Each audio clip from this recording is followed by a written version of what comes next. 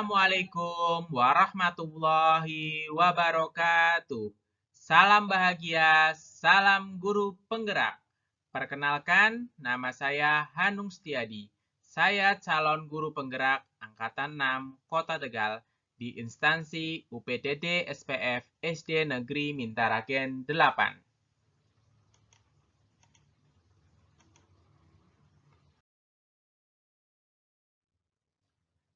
Pada kesempatan kali ini, saya akan memaparkan demonstrasi konseptual modul 1.1 Pemikiran Filosofis Ki Hajar Dewantara.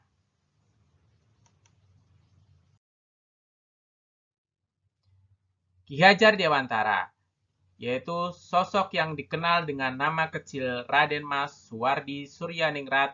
Ki Hajar Dewantara dibesarkan di lingkungan keluarga Keraton Yogyakarta. Di tanah air, Ki Hajar Dewantara semakin mencurahkan perhatiannya di bidang pendidikan sebagai bagian dari alat perjuangan meraih kemerdekaan dan pelopor pendidikan bagi kaum pribumi Indonesia dari zaman penjajahan Belanda.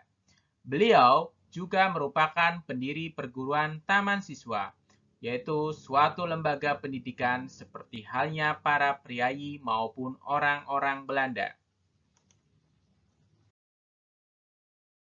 Pemikiran filosofis Ki Hajar Dewantara. Yang pertama, trilogi pendidikan. 1. Ing ngarso sang tulodo. Guru harus memberikan contoh yang baik dalam perkataan maupun perbuatan sehari-hari, baik itu di lingkungan sekolah maupun di luar lingkungan sekolah. Yang kedua, ing madyo mangun karsa. Guru harus ada di tengah-tengah murid untuk memberikan semangat. Maksudnya ialah seorang guru itu harus dapat membangkitkan semangat murid-muridnya dan memberikan ide atau gagasan ilmu pengetahuan kepada murid-muridnya. Guru juga menuntun siswa untuk mengkonstruksi pengetahuannya yang dapat mereka pelajari. Yang ketiga, tutwuri handayani. Di belakang, guru harus memberikan dorongan atau motivator. Maksudnya, seorang guru itu harus mampu memberikan dorongan pada anak didiknya untuk terus maju sesuai kemampuan bakat dan minatnya, sehingga harapan siswa dapat merasa nyaman dan tekun dalam gaya belajarnya untuk meraih cita-citanya.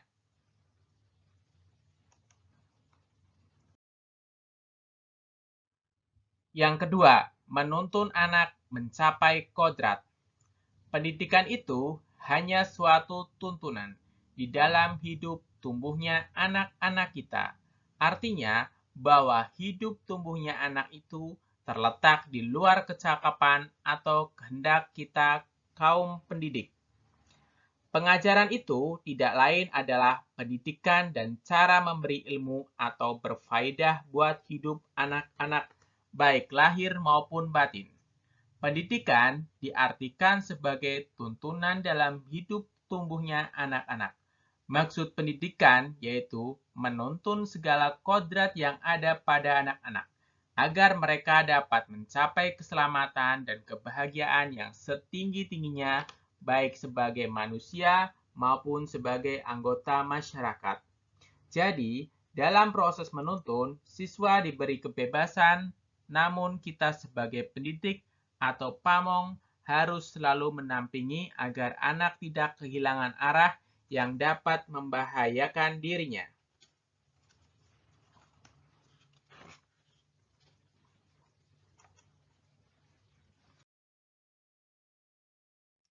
Ki Hajar Dewantara mengibaratkan pendidik seorang petani.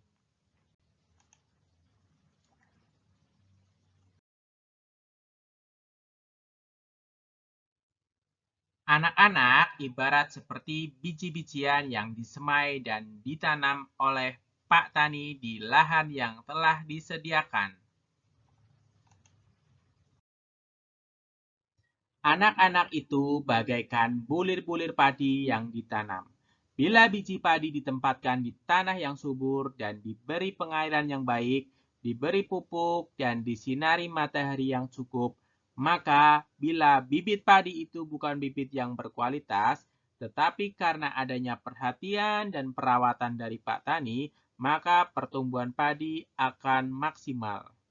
Sebaliknya, meskipun bibit padi itu yang disemai adalah bibit padi yang baik atau unggul, tetapi bila tidak ada perhatian dari petani, misalkan kurang diberi pengairan, kurang pemberian pupuk, dan penyinaran matahari yang kurang, mungkin bibit padi itu akan tumbuh, tetapi pertumbuhannya tidak maksimal.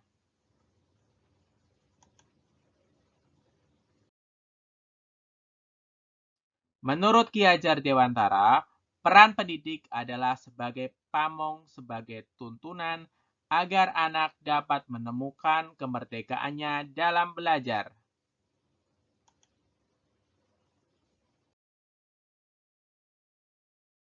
Dari pemikiran filosofi Ki Hajar Dewantara tersebut, dapat disimpulkan bahwa tujuan pendidikan menurut Ki Hajar Dewantara adalah untuk memerdekakan manusia. Merdeka dapat diartikan selamat dan bahagia, selamat raganya dan bahagia jiwanya.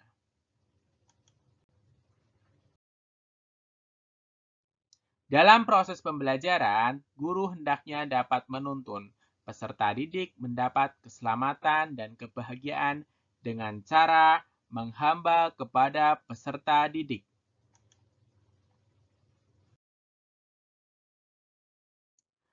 Menekankan pada minat, kebutuhan, dan kemampuan individu, menghadirkan model dan metode belajar yang menggali motivasi untuk membangun kebiasaan anak menjadi pembelajar sejati, dan selalu ingin tahu tentang perkembangan informasi dan teknologi.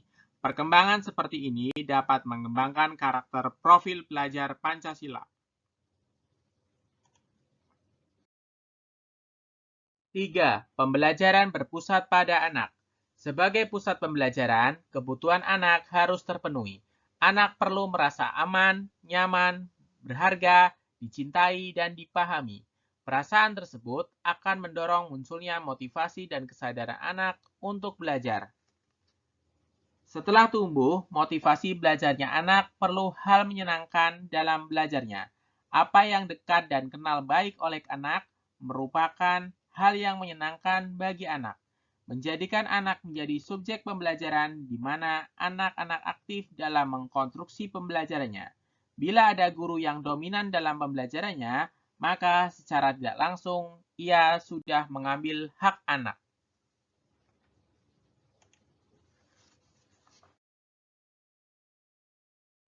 Yang keempat, budi pekerti.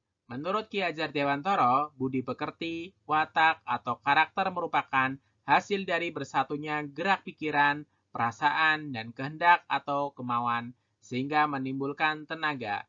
Budi pekerti juga dapat diartikan sebagai perpaduan antara cipta, karsa, sehingga menciptakan karya. Jadi, budi pekerti merupakan sifat jiwa manusia, mulai angan-angan hingga menjelma sebagai tenaga. Lebih lanjut, Ki Hajar Dewantara menjelaskan, keluarga menjadi tempat yang utama dan paling baik untuk melatih pendidikan sosial dan karakter baik bagi seorang anak. Keluarga merupakan tempat bersemainya pendidikan yang sempurna bagi anak untuk melatih kecerdasan budi pekerti. Keluarga juga merupakan sebuah ekosistem kecil untuk mempersiapkan hidup anak dalam bermasyarakat dibandingkan dengan instansi pendidikan lainnya. Alam keluarga menjadi ruang baik bagi anak untuk mendapatkan teladan, tuntunan, pengajaran dari orang tua. Keluarga juga dapat menjadi tempat untuk berinteraksi sosial antara kakak dan adik sehingga kemandirian dapat tercipta karena anak-anak saling belajar antara satu dengan yang lain dalam menyelesaikan persoalan yang mereka hadapi. Oleh sebab itu, peran orang tua sebagai guru, penuntun, dan pemberi teladan menjadi sangat penting dalam pertumbuhan karakter baik anak. 5. Kodrat alam dan kodrat zaman. Ki Hajar Dewantara menjelaskan bahwa dasar pendidikan anak berhubungan dengan kodrat alam dan kodrat zaman.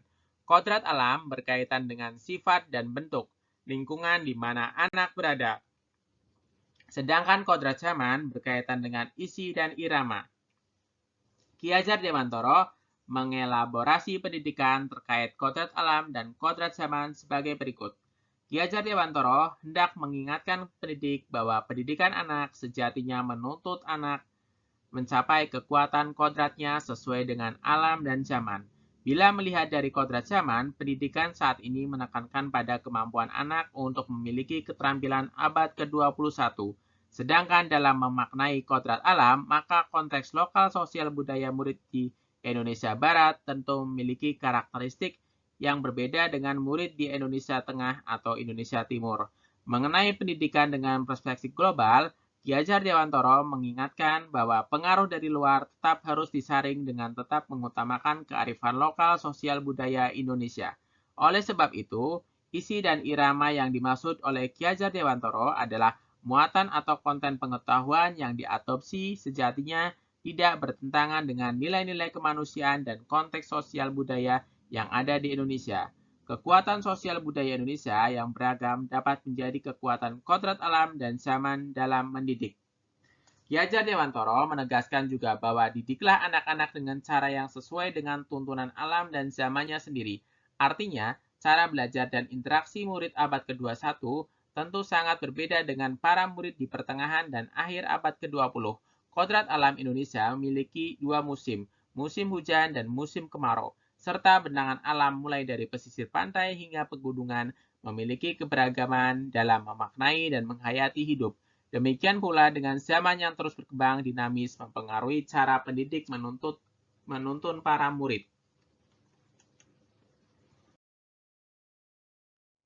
Implementasi pemahaman filosofi Ki Hajar Dewantara yaitu guru berperilaku sopan, santun, dan bertata krama dengan baik karena peserta didik akan meniru kita sebagai guru.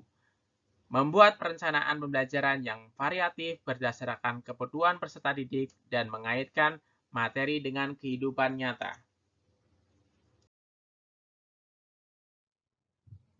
Demikian demonstrasi konseptual modul 1.1 yang saya lakukan. Sebagai seorang guru, jangan lupa terus belajar, berkarya, dan berbagi. Terima kasih. Wassalamualaikum warahmatullahi wabarakatuh.